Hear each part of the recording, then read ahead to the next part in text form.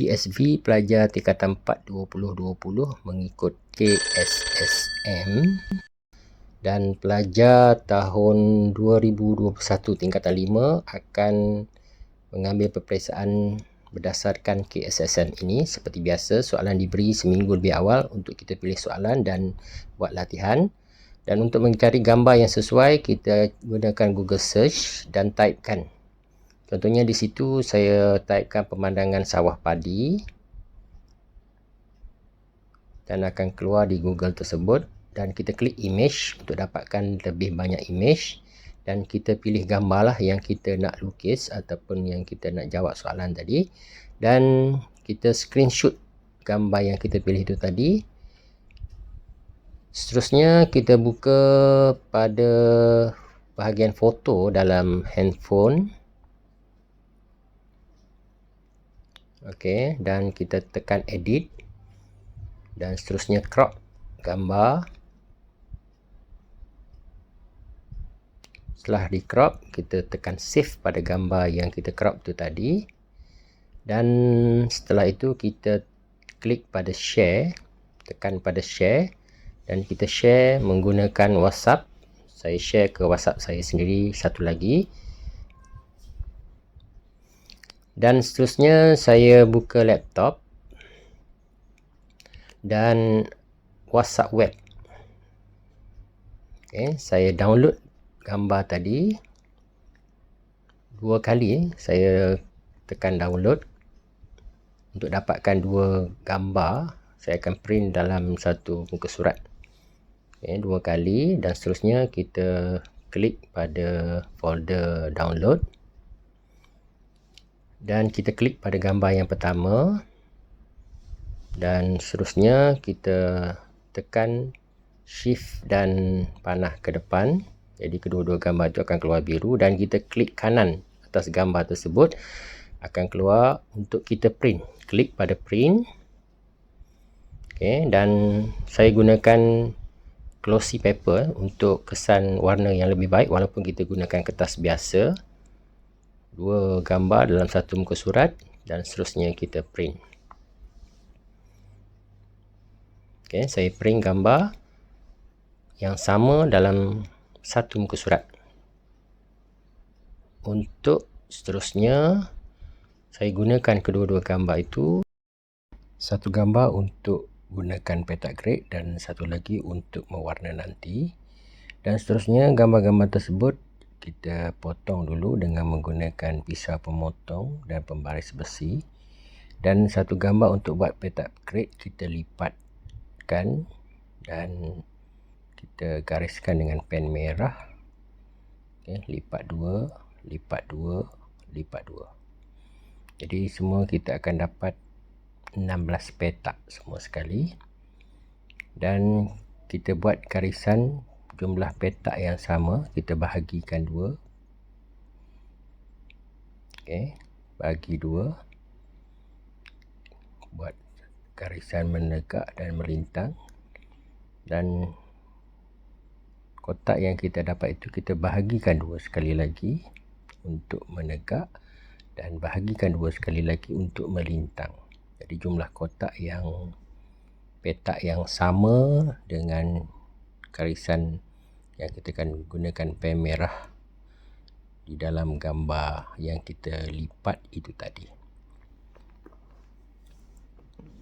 Dan satu lagi gambar kita akan gunakan semasa mewarna nanti. Okay, dan kita melukis objek seperti dalam gambar mengikut petak, dan setiap petak itu kita tandakan nombor. Jika untuk menyenangkan lagi, kita rujuk pada garisan yang mana ikut petak gambar yang kita lukis. Okey, siap seorang, dan objek orang yang kedua.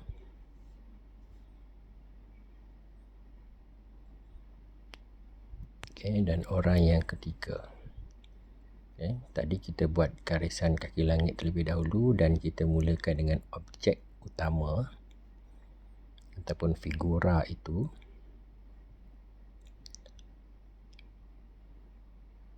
Okay, dan setelah kita habis lukis seperti yang dalam gambar, kita padamkan gunakan pemadam garisan-garisan petak grid itu tadi, dan kita terangkan sekali lagi lukisan. Untuk pokok kita hanya buat dahan dan penanda saja, dan semuanya kita akan gunakan warna nanti. Begitu juga dengan pokok padi ataupun semayan padi. Okay, saya gunakan watercolor dan juga pensel warna, tisu, perus, palet, bekas air, kain untuk lap. Dan yang pertama kita keluarkan dulu warna-warna daripada tube watercolor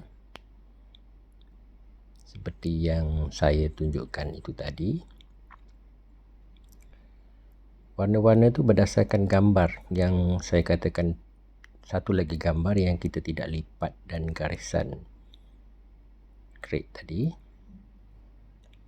Tapi kalau kita gunakan satu gambar pun sudah memadai lah.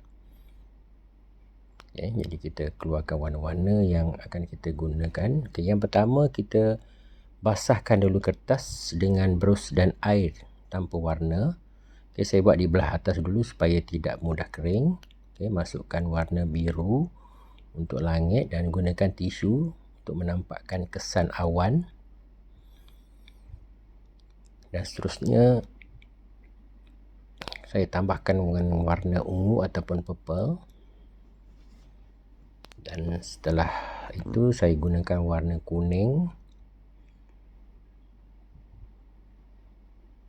untuk langit pada waktu petang yang hampir kepada senja.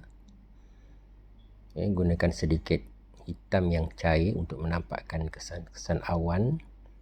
Seterusnya warna oranye ditindih di atas kuning itu tadi, dan juga warna merah, kuning, oranye, merah, dan kita sebatikan warna-warna kuning, oranye, merah itu. Masih lagi merah dan oranye. Kita sebatikan dengan brus yang kita celup air lah. Okay, seterusnya warna-warna hijau untuk pokok, hijau yang lebih gelap di tepi sawah, dan dicampurkan dengan sedikit warna coklat. Okay, seperti yang saya kata tadi, untuk pokok kita buat dahan ataupun batang saja, dan kita gunakan warna, terus warna dengan brus warna hijau yang berbeza di situ, dan seterusnya saya campurkan sedikit warna coklat. Okay, untuk menampakkan lebih gelap, dan juga warna biru gelap serta sedikit hitam. Dan kita untuk watercolor ni kita banyak gunakan air, warna yang cair, bukan warna yang pekat. Kalau yang pekat itu kita lebih kepada akrilik ataupun cat minyak. Okay, kita buat kemasan dulu sebagai asas kepada daun. Dan setiap satu objek yang kita warna, kita kena tunggu kering. Jadi bila untuk menunggu kering, kita boleh warnakan dulu objek-objek yang lain. Okay, di hujung sawah ke warna hijau yang digelapkan dengan warna biru, sedikit hitam dan coklat gelap. Untuk mewarna ni kita memulakan dari atas ke bawah, dari kiri ke kanan, dan kita warnakan objek di belakang terlebih dahulu sebelum kita ke objek utama. Yang pentingnya pemarkahan menampakkan pada objek utama yang perlu kita warnakan ataupun lukis dan warna dengan lebih detail. Okay, kita buat kemasan apabila sedikit kering. Sebenarnya waktu yang lama kita gunakan 3 jam untuk mewarna ni, sempat untuk kering, dan kita buat tindihan warna basah atas basah dan basah atas kering. Jadi ada setengah-setengah tempat kita perlukan warna yang asasnya ataupun warna lapisan pertamanya kering terlebih dahulu, baru kita tindan dengan warna yang kedua, dan seterusnya.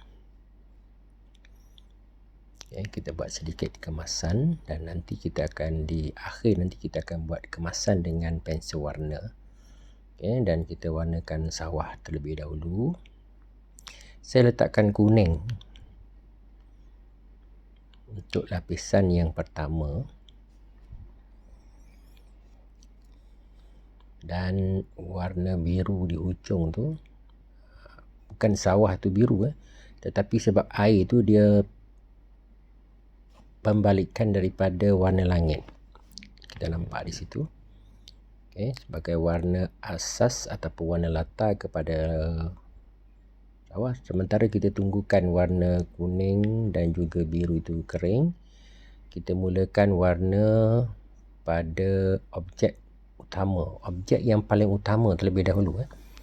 Kita mulakan dari atas dan ke bawah. Saya warnakan topi dengan warna coklat muda dan baju dengan warna biru.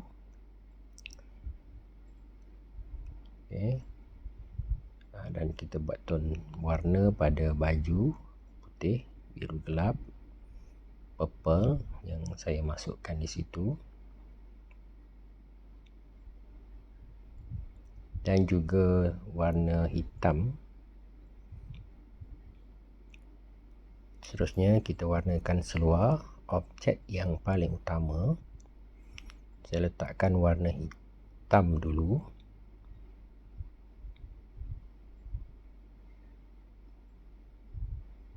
Sebab di sawah dia tenggelam ni pada peringkat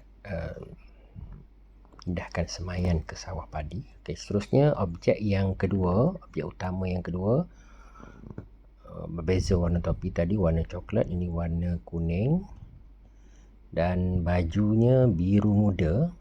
Kalau tadi biru gelap.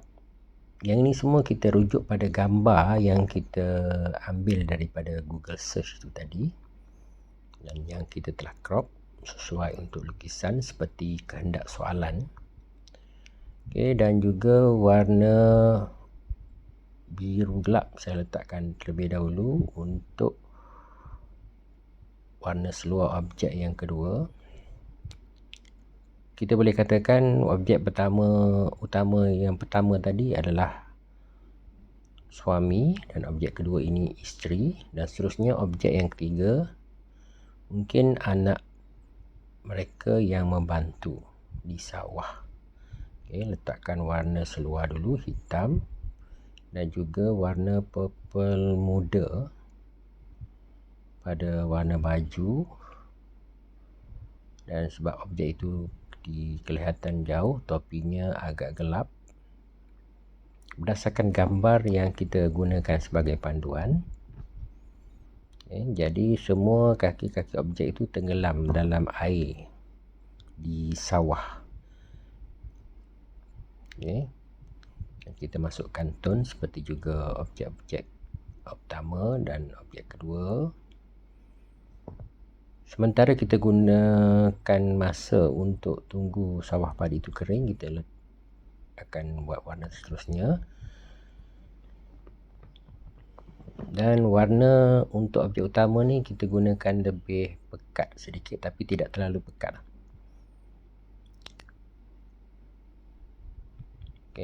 Dan kita kembali kepada sawah padi. Ujung sana gunakan kuning yang lebih pekat, masih lagi cair tapi lebih pekat daripada kecairan warna yang utama tadi. Kita masukkan hijau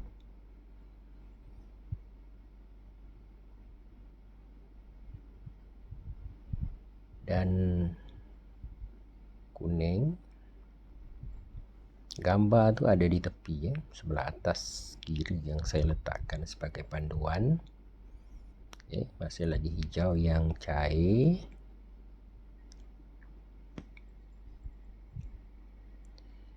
Dan kuning. Hijau yang pelbagai, ada hijau dalam kotak watercolor, tube watercolor, dan orange seterusnya.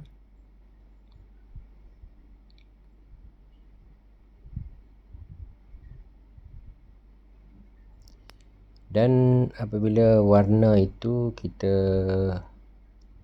telah letakkan warna-warna lapisan yang kedua tadi, saya kira. Okey. Kita buat baris-baris. Padi ditanam sebaris. Bukan. Okey, nampak teratur. Ini cara tradisional lah. Kalau kita lihat cara moden agak berbeza. Okey. Kita letak dulu pokok padi sebaris-sebaris. Kalau ikut cara tradisional dari tapak semayan, mereka akan pacakkan saja dalam sawah. Kalau cara moden, dia akan terus tabur di dalam sawah. Agak berbeza. Okay, kita gunakan hijau muda, hijau gelap.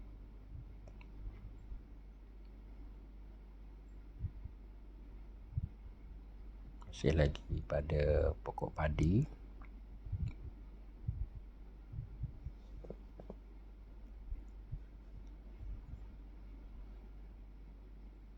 Jadi kita boleh nampak proses. Kita warnakan lapisan pertama, lapisan kedua pada sawah padi. Okey, dan kita masukkan hijau, seterusnya lapisan yang ketiga. Jadi sementara antara lapisan itu kering, kita warnakan objek-objek yang lain terlebih dahulu. Hijau yang lebih gelap di situ, dan di hujung sana hijau yang lebih terang, sebab objek gambar yang jauh dia nampak lebih cerah ataupun lebih terang berbanding yang dekat ni. Dia nampak lebih gelap ataupun lebih jelas sebab berdekatan dengan mata. Okey, dan kita gunakan seterusnya untuk buat kemasan, kita gunakan pensel warna. Setelah watercolor tadi kering sepenuhnya. Okey, untuk pensel warna ni saya mulakan dengan objek utama dulu. Sebab kita dah tahu, sebab pensel warna ni tidak ada masalah seperti menggunakan brush dan mata yang halus, dan kita sentiasa mengasah pensel untuk dapatkan hujung mata yang tajam. Okey, saya lepas siap topi, saya masukkan tone pada warna baju, warna hitam. Okay. Warna putih di situ, dan saya juga gunakan warna purple, warna coklat. Okay. Seterusnya warna di seluar, nampakkan tone dengan menggunakan pensel warna, masih lagi warna hitam, dan kaki yang masuk dalam air. Okay. Tangan yang gunakan warna hitam dan juga putih sebab kawasan dah hampir senja. Okay, seterusnya objek yang utama yang kedua, mulakan dengan topi warna putih, warna coklat untuk nampakkan tone dan juga topi tersebut. Coklat yang lebih gelap.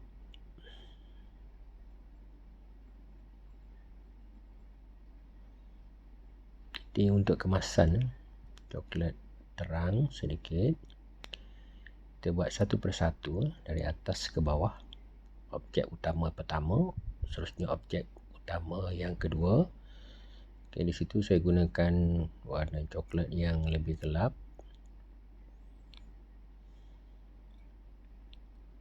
Okay, dan pada baju saya gunakan biru yang gelap, nampakkan, dan hitam juga di bawah topi. Okay, biru gelap untuk nampakkan tone baju terlebih dahulu yang pertama.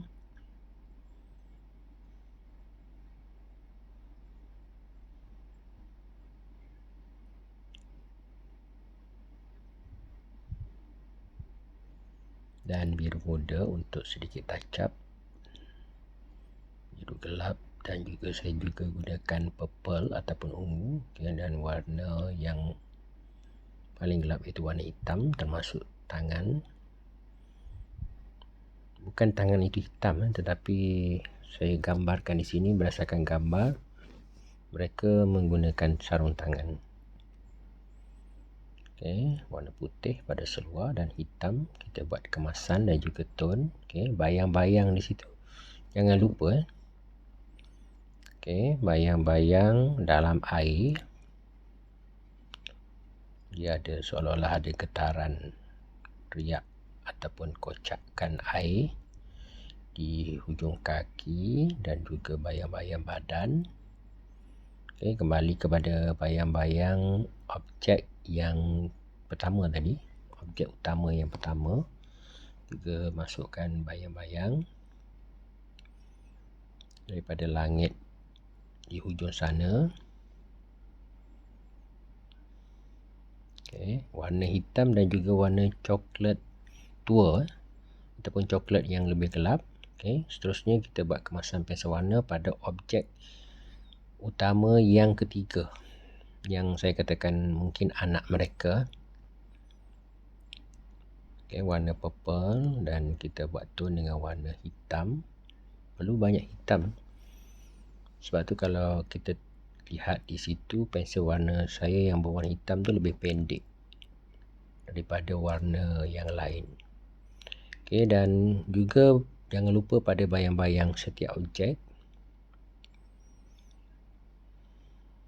Warna putih untuk nampakkan pencahayaan yang lebih jelas.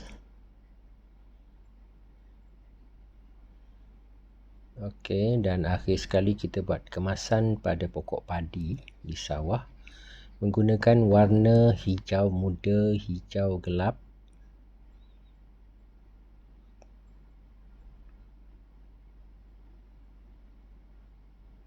Saya gunakan 3 jenis hijau, hijau muda, hijau gelap dan hijau yang lebih gelap.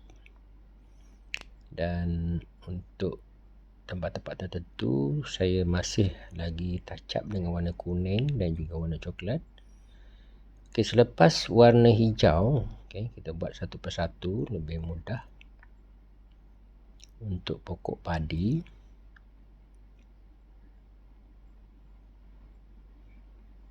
dan warna biru gelap, warna purple saya turut gunakan untuk pokok padi supaya nampakkan pencahayaan selain daripada 3 jenis hijau, hijau muda, hijau dan hijau gelap yang lebih gelap.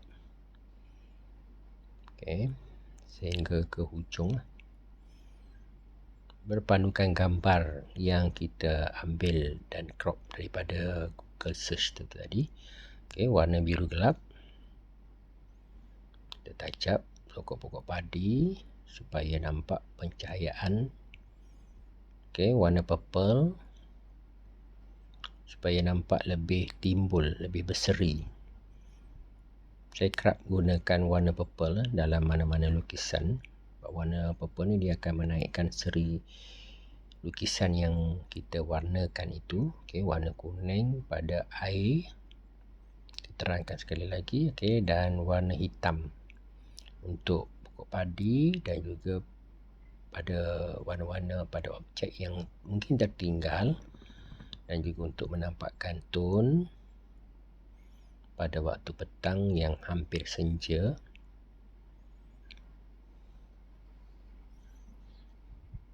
Mereka membuat, kalau ikut gambar di situ, seolah-olah mereka nak buat kerja-kerja yang terakhir sebelum meninggalkan sawah. Ini daripada gambar sebenar yang diambil menggunakan kamera, cuma saya tidak pasti tahun bila diambil dan di mana.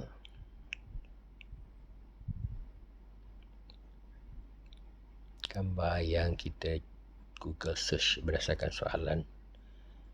Kita touch up di hujung sana pun sama, gunakan warna hitam dan juga sedikit putih, kuning.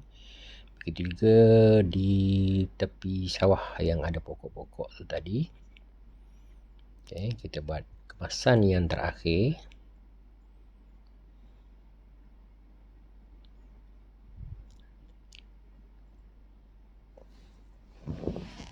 Warna putih untuk nampakkan pencahayaan pada tempat-tempat yang tertentu.